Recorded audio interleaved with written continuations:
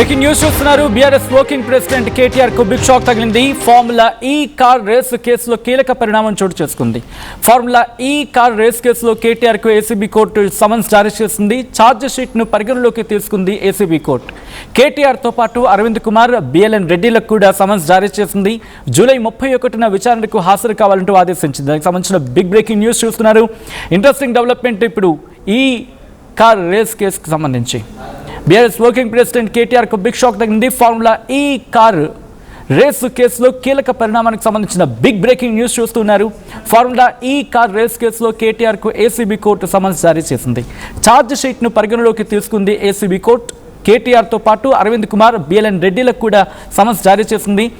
July 31న విచారణకు హాజరు కావాలంటూ ఆదేశించింది. డీటెయిల్ ఇన్ఫర్మేషన్ తీసుకుందాం. మా ప్రతినిధి మధు అప్డేట్స్ అందించేందుకు సిద్ధంగా ఉన్నారు. మధు దగ్గరికి వెళ్ళే ప్రయత్నం చేస్తున్నాను. మధు, ఇటు ఫార్ములా ఈ కార్ రేస్ కేసులో కీలకమైన డెవలప్మెంట్ కింద మాట్లాడుకున్న సందర్భం ఇక్కడి నుంచి అంటే బీఆర్ఎస్ వర్కింగ్ ప్రెసిడెంట్ కేటీఆర్ విచారణకు హాజరయ్యే అవకాశం ఉందా? బీఆర్ఎస్ ఎటువంటి చర్చ ఉంది? హాజరు కావాలంటూ నోటీస్ అందజేశారు. అయితే కేటీఆర్ తో పాటు ముగ్గురు అప్పుడు పనిచేసినటువంటి కీలక అధికారులకు నోటీస్ అందుకోవడమే ప్రస్తుతం మళ్ళీ చర్చనీయాంశం అవుతా ఉంది. ఇదంతా కూడా ఛార్జ్ షీట్ ప్రకారమే తీసుకున్నాం అనేటువంటిది ఏసీబీ అధికారులు చెప్తా ఉన్నారు. దాంట్లో అరవింద్ కుమార్ అప్పుడు మున్సిపల్ శాఖకు సంబంధించిన ముఖ్య కార్యదర్శి, తర్వాత మరొక అధికారి బిఎల్ఎన్ రెడ్డి, వీళ్ళందరికీ కూడా నోటీసులు అందాయి. దాదాపు 55 కోట్ల నిధులు అక్రమంగా బదిలీ జరిగింది. వీటిని విచారణ నిమిత్తం జూలై 31న మళ్ళీ వ్యక్తిగతంగా కోర్టుకు హాజరు కావాలంటూ న్యాయస్థానం ఆదేశించినటువంటి పరిస్థితి కొనసాగుతుంది. ప్రస్తుతం రాజకీయ వర్గాల్లో సంచలనంగా మారింది. ఇప్పటికే ఆల్రెడీ ఒకటి కాళేశ్వరం సంబంధించి గత ప్రభుత్వంలో, తర్వాత ఫార్ములా ఈ, మరొకటి ఫోన్ ట్యాపింగ్ కి సంబంధించిన వ్యవహారం.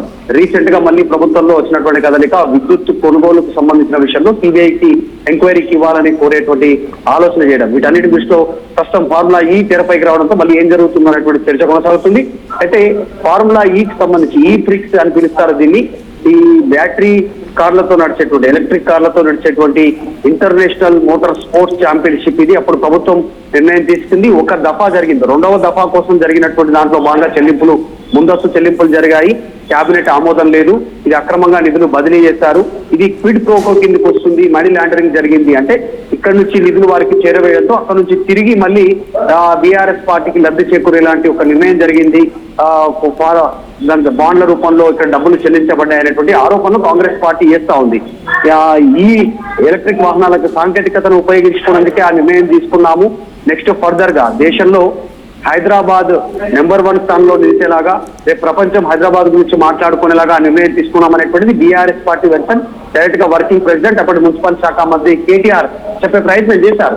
కానీ దీనిపైన లుకింగ్ చేశారు ముఖ్యమంత్రి రేవంత్ రెడ్డి. ఆయన బాధ్యత తీసుకున్న వెంటనే దీనిపైన దీనికి ఆదేశాలు ఇచ్చారు. దీనికి సంబంధించి ఎంక్వైరీకి సంబంధించి ప్రస్తుతం 2025-26కు సంబంధించినటువంటి సీజన్ ఏదైతే ఉందో ఈ సీజన్ లో ఈ ఛాంపియన్షిప్ లో 17 రేసులు నిర్వహించాలి. అందులో భాగంగా హైదరాబాద్ లో కూడా ఈ ఫార్ములా ఈ రేస్ నిర్వహించాలనేటువంటి అప్పుడు నిర్ణయం తీసుకున్నారు మంత్రి కేటీఆర్, అరవింద్ కుమార్, బిఎల్ఎన్ రెడ్డి. వీళ్ళందరికీ సామాన్లు జారీ చేసింది. ప్రస్తుతం ఆసక్తికరమైనటువంటి అంశాలు ఏంటంటే ఇందులో ఇప్పటికే పలుసార్లు ఏసీబీ అధికారుల ముంగట కేటీఆర్ డైరెక్ట్ గా హాజరయ్యారు. ఇది లొట్టపీసు కేసు, దీనిపైన విచారణ చేసుకోండి, దాంట్లో ఏమీ లేదు, మేము పంపిన డబ్బులు వాళ్ళ దగ్గర ఉన్నాయి, అసలు ప్రభుత్వం నుంచి జరిగింది, అనుమతి తీసుకోలేదు, మేమే చెప్తున్నాం, మీరు కొత్తగా కనుక్కుంది ఏం లేదంటూ కేటీఆర్ చెప్తున్నారు. జైలుకు పంపిస్తే నేను సిద్ధంగా ఉన్నాను జైలుకు పోవడానికి స్టేట్మెంట్ చేస్తారు. అటాక్ మోడ్ లో ఆయన స్టేట్మెంట్ చేస్తున్నటువంటి పరిస్థితి. సో మొత్తానికైతే ప్రభుత్వం దీన్ని చాలా సీరియస్ గా తీసుకుని మరొకసారి ఏసీబీ నోటీస్ ఇవ్వడం అనేటువంటిది ఏం జరుగుతుందో జూలై 31న కేటీఆర్ హాజరైన తర్వాత డైరెక్ట్ గా అదుపులోకి తీసుకునే అవకాశం ఉందా?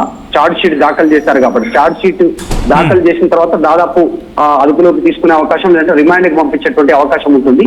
కాబట్టి ఏం జరుగుతుంది అనేటువంటి ఒక ఉత్కంఠ పొలిటికల్ సర్కిల్ లో ఉంది. దీన్ని బీఆర్ఎస్ పార్టీ మాత్రం చాలా రాజకీయ కక్షగా అభివర్ణిస్తా ఉన్నారు. చూడాలి ప్రభుత్వం నుంచి ఎట్లా రక్షణ ఉంటుంది. రైట్, అంటే ఇప్పుడు విచారణకు హాజరయ్యే అవకాశం ఉందా? ఎందుకంటే గతంలో కూడా విచారణకు సంబంధించి హాజరయ్యారు అండ్ ఇప్పుడు కూడా విచారణకు వెళ్ళే అవకాశం కనిపిస్తుందా? లేకపోతే బహుశా ఇక్కడ టైం తీసుకునే అవకాశం ఉందా? దానికోసం ప్రయత్నాలు చేయొచ్చా? ఇప్పటికీ లీగల్ గా దీనికి సంబంధించి ఇందులో ఏమీ లేదు. అవినీతి జరగలేదు, బ్యాంక్ టు బ్యాంక్ ట్రాన్స్ఫర్ జరిగింది, ఎక్కడ ఒక చేతికి డబ్బులు చెందలేదు, ఇక్కడ నుంచి పంపించిన అమౌంట్ అక్కడే ఉంది. ఈ ప్రభుత్వం మధ్యలో ఈ ఫార్ములా ఈ కేసుకు సంబంధించినటువంటి ఏదైతే మోటార్ రేస్ నిర్వహిస్తా ఉన్నారో ఆ సంస్థతో ఒప్పందం చేసుకున్నటువంటి ఒప్పందాన్ని టైం లోపల కూడా దాన్ని కంప్లీట్ చేయలేకపోయారు, దాన్ని మనం అగ్రిమెంట్ చేసుకోలేకపోయాం, వాళ్ళు రద్దు చేసుకున్నారు. దాంట్లో ఎలాంటిది లేదు, లీగల్ గా జరిగినటువంటి ప్రాసెస్ అనేటువంటిది బీఆర్ఎస్ చెప్తా ఉంది. అయినప్పటికీ కూడా కేబినెట్ అనుమతి లేకుండా డబ్బులు ఎట్లా ట్రాన్స్ఫర్ చేస్తారు, ఇది అవినీతి కింద అనేటువంటి బీఆర్ఎస్ చెప్తా ఉంది. మరి అరెస్టులు ఉంటాయా, దీనిపైన లీగల్ గా ఎట్లా ముందుకు పోతారు చూడాలి. కేటీఆర్ చెప్తా ఉన్నారు ఏంటంటే మంత్రిగానే అప్పుడు పరిపాలనమైనటువంటి నిర్ణయాలు తీసుకున్నాను, క్షేత్రస్థాయిలో అధికారులు అనుమతి తీసుకోవాల్సి ఉంటుంది. కేబినెట్ కానీ ఆర్బీఐ అనుమతి కానీ వాళ్ళు ట్రాన్స్ఫర్ చేయడానికి ఇంటర్నేషనల్ లెవెల్లో బ్యాంకులకు ట్రాన్స్ఫర్ చేయాలి కాబట్టి ఆర్బీఐ అనుమతి వాళ్ళు తీసుకోవాల్సి ఉంటుంది. అది నిర్ణయాత్మకంగా అంటే పరిపాలన పరంగా నేను మంత్రిగా ఉన్నటువంటి సందర్భంలో నిర్ణయం తీసుకున్నాం, అధికారుల స్థాయిలో వాళ్ళు తీసుకున్నటువంటి నిర్ణయం అనేటువంటి లీగల్ ఎక్స్పర్ట్స్ చెప్తా ఉన్నారు. దీంతో కేటీఆర్ ఫైనల్ గా పెద్దగా దీంట్లో ఆయనకు ఇబ్బంది పడేటువంటి అవకాశం ఉండకపోవచ్చు, ఫ్యూచర్ లో బెయిల్ వచ్చేటువంటి అవకాశం ఉండొచ్చు. కానీ అప్పుడు నిర్ణయం తీసుకున్నటువంటి అధికారులపైన చర్యలు ఉండేటువంటి సిచ్యువేషన్ అయితే కనిపిస్తా ఉంది. ఏదైనా ఈ కేసుని ప్రజల్లోకి బలంగా అప్పుడు అవినీతి జరిగింది, క్విడ్ ప్రోకో జరిగింది అనేటువంటి రీతిలో ప్రభుత్వం ప్రజల్లోకి తీసుకెళ్లే ప్రయత్నం చేస్తున్నట్టుగా అయితే చర్చ జరుగుతా ఉంది. వీళ్ళు లీగల్ గా ఫైట్ చేయడానికి సిద్ధంగా ఉన్నారు బీఆర్ఎస్. రైట్ మీద ఒక్కసారి మీ లైన్లో ఉండే ప్రయత్నం చేయండి. బ్రేకింగ్ న్యూస్ చూస్తున్నారు. బీఆర్ఎస్కి బిగ్ షాక్ తగిలిందా? ముఖ్యంగా కేటీఆర్కి బీఆర్ఎస్ వర్కింగ్ ప్రెసిడెంట్ కేటీఆర్కు బిగ్ షాక్ తగిలింది. ఫార్ములా ఈ కార్ రేస్ కేసులో కీలక పరిణామం చోటు చేసుకుంది. ఫార్ములా ఈ కార్ రేస్ కేసులో కేటీఆర్కు ఏసీబీ కోర్టు సమన్స్ జారీ చేసింది. ఛార్జ్ షీట్ను పరిగణలోకి తీసుకుంది ఏసీబీ కోర్టు. కేటీఆర్తో పాటు అరవింద్ కుమార్, బిఎల్ఎన్ రెడ్డిలకు కూడా సమన్స్ జారీ చేసింది. జూలై 31న విచారణకు హాజరు కావాలంటూ ఆదేశించింది.